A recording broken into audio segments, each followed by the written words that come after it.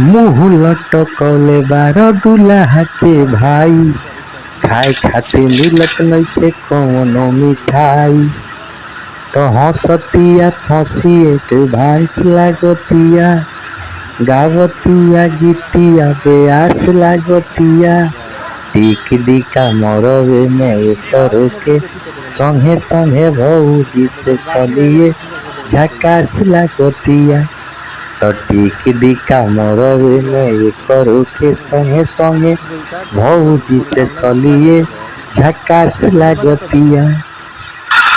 इस तर्ज पे कैसे गाना लिखे हम आपको इसमें दिखाते हैं मुखड़ा। आवता बारात तोरे अब खीर 10 के, कौनो न जाई साला हमारा से बच के।